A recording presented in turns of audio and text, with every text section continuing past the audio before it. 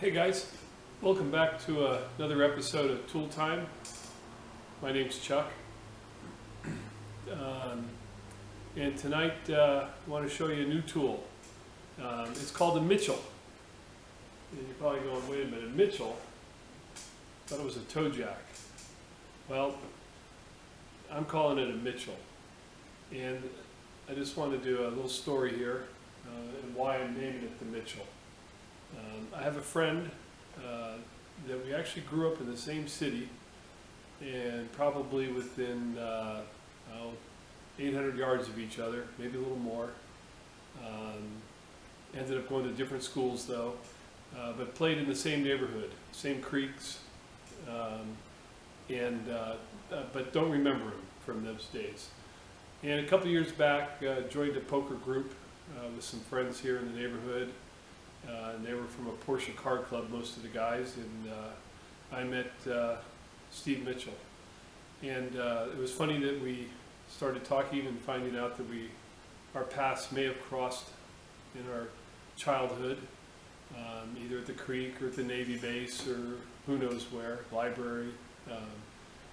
But it became friends, and it turns out that my wife and Steve went to the same junior high school together. So there's some ties there. Well, anyway, I'm calling this tool the Mitchell because I'm dedicating this tool to Steve. As I mentioned, he's a friend, and he's roughly the same age as I am, and he was diagnosed with cancer and had to go through some amazing surgeries. It was facial cancer in his jaw, and they had to take a bone out of his leg, and he's gone through a horrendous amount of surgeries and recoup time, and he's still not done yet. He's got a long way to go, and he's tough. He's versatile, and that's why I'm naming this tool after him. I'm hoping this tool will be half the person that he is, and hopefully it'll be tough and versatile, and Steve's got a great work ethic, and another thing that's enamored my friendship with Steve is some of you may know that my youngest son is a special needs child. Well, Steve and his family, his wife Jackie, years back, roughly 20 plus years, they adopted a special needs child. And that's quite a huge undertaking. It's a life changer. We didn't have an option. It's our son, and we love him, and we're thankful we have him. But to take on the adoption of a special needs child is a heck of a challenge and a heck of a credit to a person. And so, again, that's my reasoning and why I wanted to call this the Mitchell. And mentioning this to everybody, I just hope that you'll have Steve in your thoughts. Tend to believe that those types of things help people, and know that he'll make a speedy and final recovery and get back at it. He is doing well though. Okay, so I got the parts of the Mitchell here laid out, and I'll move the camera up a little closer, and we'll go through the parts and assemble the Mitchell. Okay?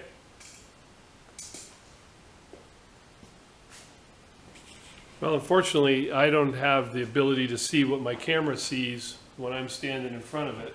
So I'm going to do my best here. Just looked at it, and it looks like we're in the viewfinder. So we'll go over the parts. The fun thing about this project was that all of this came out of scrap that I just happened to have in my shop. And I always enjoy that. I never had to leave the house and just go in and start finding stuff and to build. So to start off with, there's the body itself, the window that was cut in the front here for the internal ram, and then the window in the back for where the pump will come through. So this is a jet. It's a 4-ton capacity porta-power, and so for this to go in, it basically comes down and sits over the pin and then slides into place. Things are a little tight from when I finished with the paint, but anyway, that puts the jack into place. The ram itself, I cut the 4 keyholes in it for the toe, and then I ended up welding a piece of strap, 1/8-inch strap on the sides, and then 1/4-inch straps on the back to take up the clearance.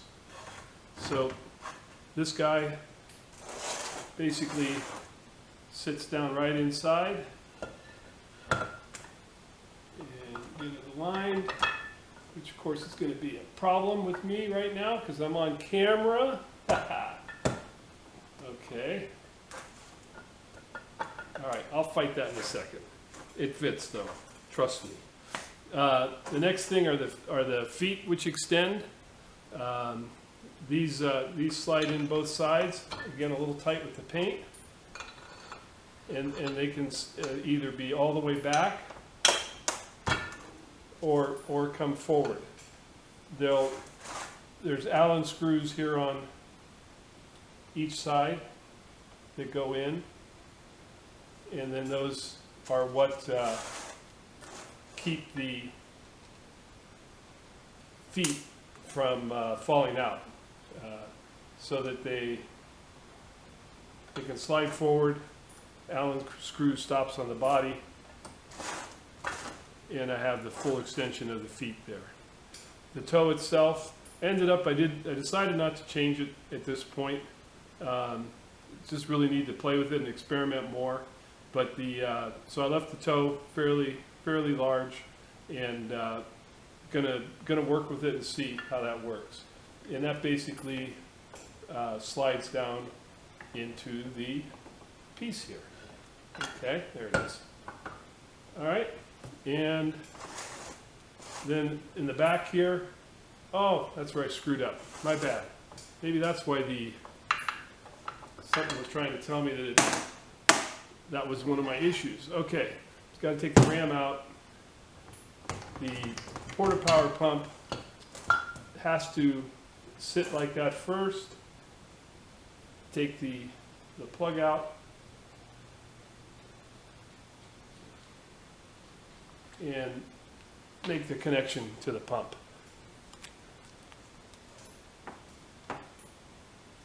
Wrestle this guy around.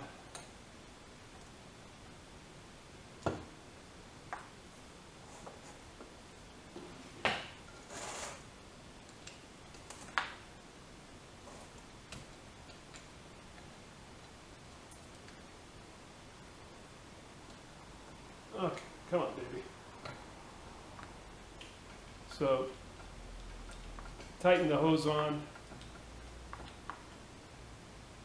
Then the ram goes into place. There we go. And then this ram sits down on top of it. And I'm going to have to fight it for a second to get that to line up. Okay? And that goes in, and we're ready to work. Hopefully I'm still in frame there. So, as I said, the Mitchell turned out well. I'm real happy with the product. And then my dirty fingerprints on it, and already scratching it up. Got a handle to carry it around. I'll have to get a scale and weigh it and see what it actually ends up weighing. I know it's not near the weight of the Enerpac unit. So I hope you enjoyed seeing it. I appreciate all the comments that came in from the viewers. Lots of great ideas and different thought processes on how to build it.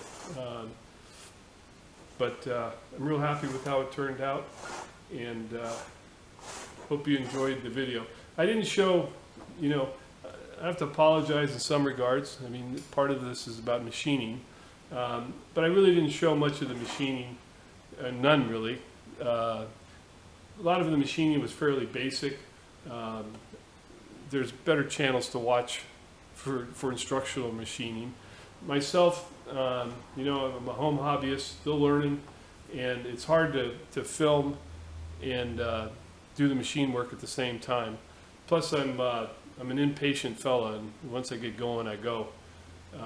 And the same thing with the welding. I'm not the guy to watch weld.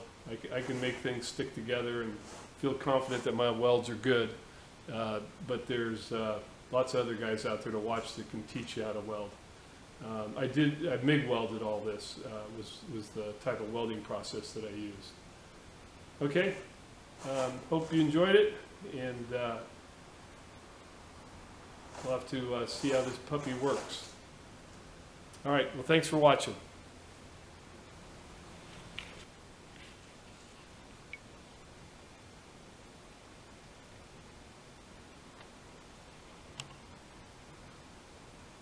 Just adjusted the camera there. Paint made everything, the clearance is a little sticky, but as you can see, the ram's in, and thought I'd show you working away.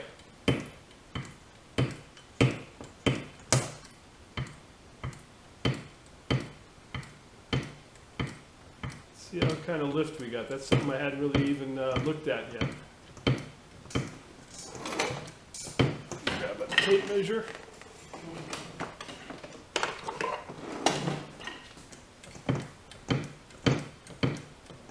There it is right there. So we get almost 5 inches, 5 inches of lift. And doesn't appear to need a spring to do any kind of return.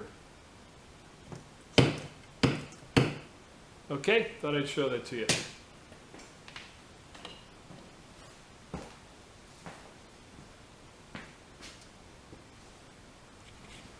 Okay, I bet you guys want to see it lift something, right? Alright, so this is my surface grinder. It's a Brown & Sharp 2B, if I correctly remember. And it weighs about 2,000 pounds. So I set it up on this side over here. It's tight quarters back here. I'm gonna so I've got the toe jack set there underneath it, and we'll give it a lift. I'm gonna try to film this and pump at the same time. So pumps right here, and here we go.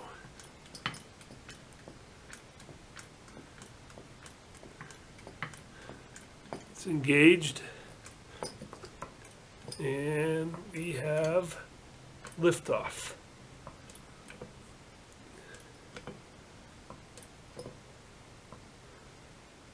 Looking good.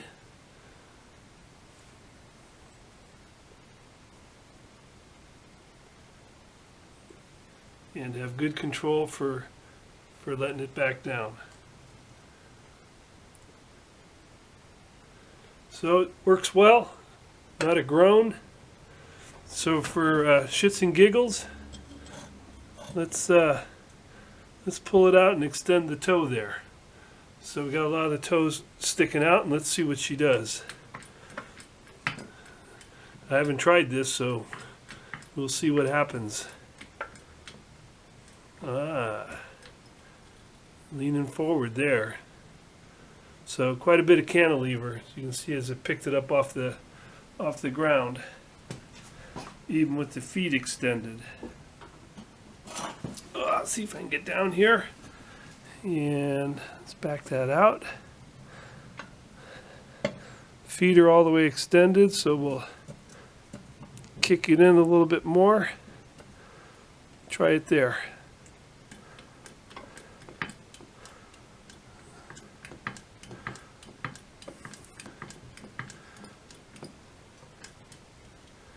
Okay, still lifting. So it's lifting at that. It just walks the back up just a hair when it's pushed out that far. Let's see why.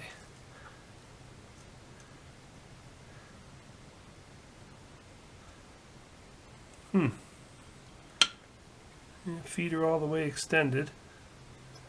Kick it in a little further.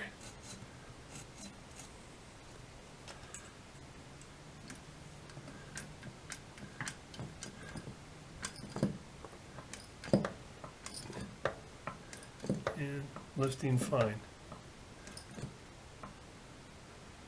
Okay, so going to be a little more R&D on it, a little more play with it, but generally, all in all, the principle works well. As you know, it's a copy of an Enerpac unit, and I'm happy with how it's come together and worked out. Hope you guys enjoyed. Oh, geez, try to get back up off the ground here. I'm going to grab the scale. I forgot to go get that, but carrying it back here, it is a bit of a load. I don't think it weighs anywhere near the what the Enerpac weighs.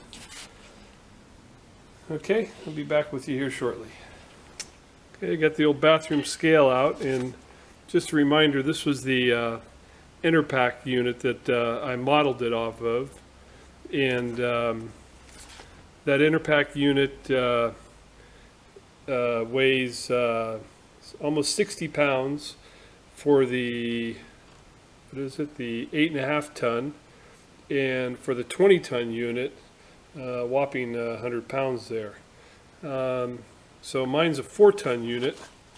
Let's see what she weighs.